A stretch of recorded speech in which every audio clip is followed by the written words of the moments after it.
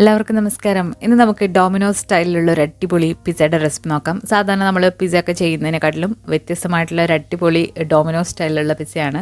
അപ്പോൾ നമ്മൾ ഈ ഒരു പിസ്സ തയ്യാറാക്കുമ്പോൾ ഈസ്റ്റ് ഒന്നും യൂസ് ചെയ്തിട്ടില്ല. അതുപോലെ തന്നെ ഗോതമ്പ് പൊടിയാണ് ഞാൻ എടുത്തിട്ടുള്ളത്. നിങ്ങൾക്ക് മൈദ വെച്ചിട്ടും ഈ ഒരു പിസ്സ ചെയ്തെടുക്കാവുന്നതാണ്. അപ്പോൾ നല്ല ചീസി ആയിട്ടുള്ള ഒരു അടിപൊളി ഡോമിനോസ് സ്റ്റൈലിലുള്ള പിസ്സയാണ്. അപ്പോൾ അത് അധികം താമസിയാതെ നമുക്ക് ഈ ഒരു അടിപൊളി ടേസ്റ്റിലുള്ള പിസ്സ എങ്ങനെയാണ് തയ്യാറാക്കുന്നത് നോക്കാം.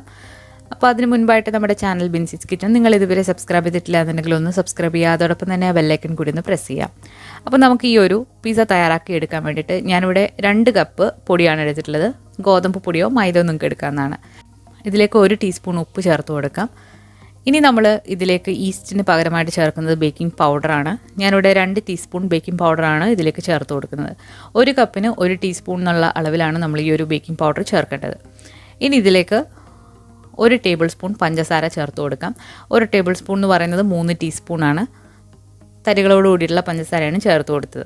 അപ്പോൾ ഇനി നന്നായിട്ടൊന്ന് മിക്സ് ചെയ്തെടുക്കാം. ഈസ്റ്റ് വെച്ച് പിസ്സ ഉണ്ടാക്കുന്നത് നമ്മളിതിന് മുൻപ് അപ്ലോഡ് ചെയ്തിട്ടുണ്ട്. സംശയമുള്ളവർ അത് നോക്കാം.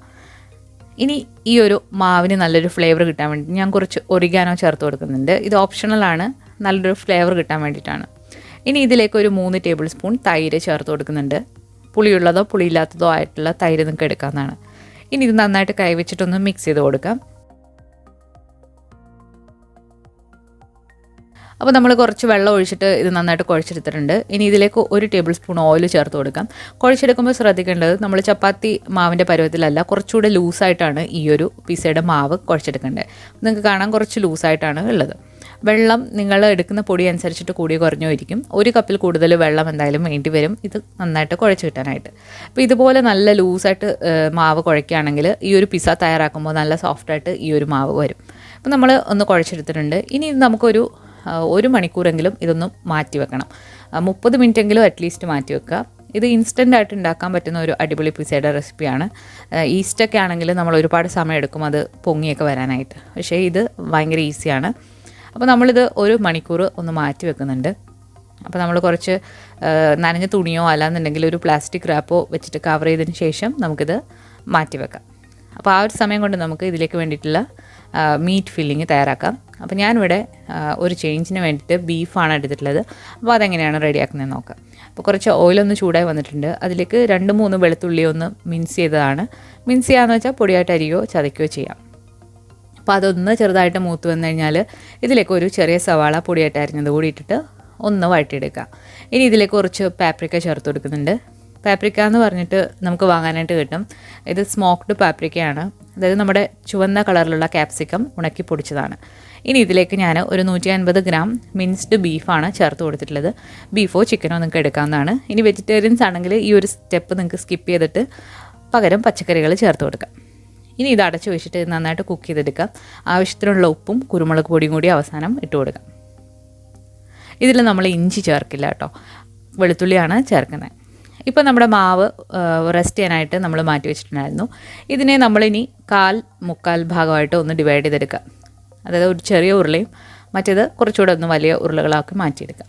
അപ്പോൾ നമുക്ക് ആദ്യത്തെ ചെറിയ ഉരുള നമുക്ക് നന്നായിട്ടൊന്ന് പരത്തിയെടുക്കാം.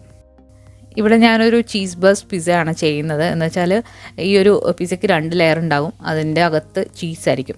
അപ്പോൾ ആ ഒരു രീതിയിലാണ് ഞാൻ ചെയ്തെടുക്കുന്നത്. അപ്പോൾ നമ്മൾ ഈ ഒരു കുറച്ച് മാവെടുത്ത് പരത്തി ആ ഒരു പിസ്സ ബേസ് ഒന്ന് ഇതുപോലെ ഫോർക്ക് വെച്ചിട്ട് ഒന്ന് കുത്തി കൊടുക്കുക. ഇത് ഒരുപാട് തിന്നും അല്ല ഒരുപാട് കട്ടിയിലും അല്ല നമ്മളിത് പരത്തി എടുത്തിട്ടുള്ളത്. ഇനി ആദ്യം നമുക്ക് ഈ ഒരു പിസ്സയുടെ ബേസ് നമുക്കൊന്ന് കുക്ക് ചെയ്തെടുക്കണം. അതിന് വേണ്ടിയിട്ട് ഒരു ദോശത്തവ ചൂടാക്കിയിട്ട് അതിൽ ഇട്ട് തിരിച്ചു മറിച്ചു ഇട്ട് നമുക്കിതൊന്ന് നന്നായിട്ട് വേവിച്ചെടുക്കണം.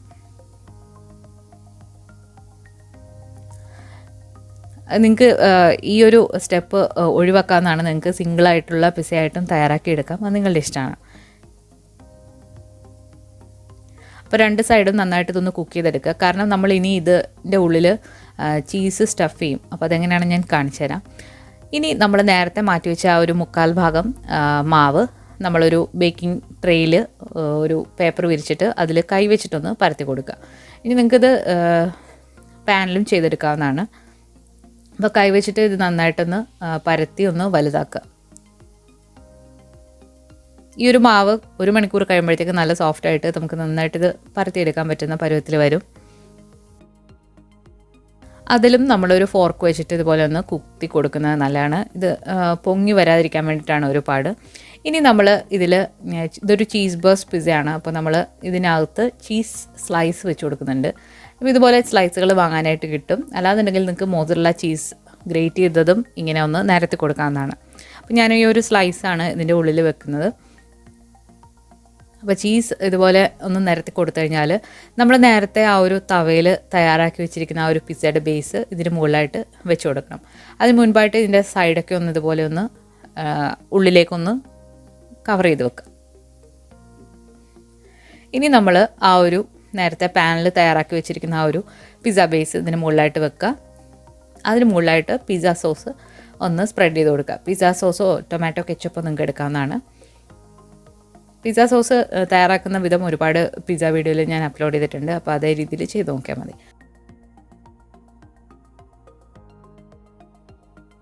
ഇതിൻ്റെ സൈഡ് നമ്മളിതുപോലെ ഒന്ന് ടക്ക് ചെയ്ത് വെച്ചിട്ടുണ്ട് അകത്തേക്ക്. ഇനി നമ്മൾ നേരത്തെ തയ്യാറാക്കി വെച്ചിരിക്കുന്ന ആ ഒരു ബീഫ് മീൻസ് ഇതിൻ്റെ മുകളിലായിട്ടൊന്ന് ഇട്ട് കൊടുക്കുക. അപ്പോൾ നമ്മൾ സാധാരണ ചിക്കനോ വെജോ ഒക്കെ വെച്ചിട്ടാണ് നമ്മൾ പിസ്സ ചെയ്യാറ്. പക്ഷേ ഈ ഒരു രീതിയിൽ നിങ്ങൾ ഒരു തവണയെങ്കിലും ബീഫ് വെച്ചിട്ട് തയ്യാറാക്കി നോക്കണം. സൂപ്പർ ടേസ്റ്റാണ്. അപ്പോൾ ബീഫ് നിരത്തി കൊടുത്തിട്ടുണ്ട്. ഇനി ഇതിന് മുകളിലായിട്ട് നമുക്ക് കുറച്ച് മോസറല്ല ചീസ് കൂടി ഇട്ട് കൊടുക്കാം. അപ്പോൾ നിങ്ങൾ വെജിറ്റേറിയൻസ് ആണെങ്കിൽ ഈ ഒരു ബീഫിൻ്റെ പാർട്ട് സ്കിപ്പ് ചെയ്തതിന് ശേഷം ഈ ഒരു പിസ്സ സോസിന് മുകളിലായിട്ട് ചീസ് ഇട്ട് കൊടുക്കാം. അതിനുശേഷം അതിന് മുകളിലായിട്ട് പച്ചക്കറികളും നിരത്തി കൊടുക്കാവുന്നതാണ്. ചീസ് നിങ്ങളുടെ ആവശ്യാനുസരണം ഇതിൻ്റെ മുകളിൽ ഇട്ട് കൊടുക്കാം. ഇതൊരു ചീസി പിസ്സയാണ്. അപ്പോൾ കുറച്ചധികം ചീസിൻ്റെ മുകളിലായിട്ട് ഇട്ട് കൊടുത്തിട്ടുണ്ട്. ഇനി ഇതിന് മുകളിലായിട്ട് നമുക്ക് കുറച്ച് ക്യാപ്സിക്കം പല കളറിലുള്ളത് അരിഞ്ഞിട്ട്, അതുപോലെ ഉള്ളി, കോൺ, പല വെജിറ്റബിൾസ് നമുക്കിതിൽ വെച്ച് കൊടുക്കാവുന്നതാണ്. അത് നിങ്ങളുടെ ഇഷ്ടമാണ്.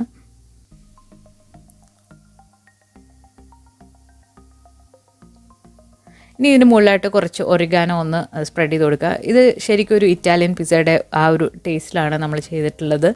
അപ്പോൾ ഇറ്റാലിയൻ പിസ്സയുടെ റെസിപ്പി ചോദിച്ചിട്ട് കുറച്ച് പേരൊക്കെ കമൻറ്റ് ചെയ്തിട്ടുണ്ടായിരുന്നു. അപ്പോൾ അവർക്കൊക്കെ വേണ്ടിയിട്ടും കൂടിയാണ് ഈ ഒരു റെസിപ്പി നമ്മൾ ഷെയർ ചെയ്യുന്നത്. ഇനി ഇതിൻ്റെ മുകളിലായിട്ട് കുറച്ച് ചില്ലി ഫ്ലേക്സ് കൂടി ഒന്ന് ഇതുപോലെ ഒന്ന് സ്പ്രെഡ് ചെയ്ത് കൊടുക്കാം. ഇനി നമുക്കതൊന്ന് ബേക്ക് ചെയ്തെടുക്കാം.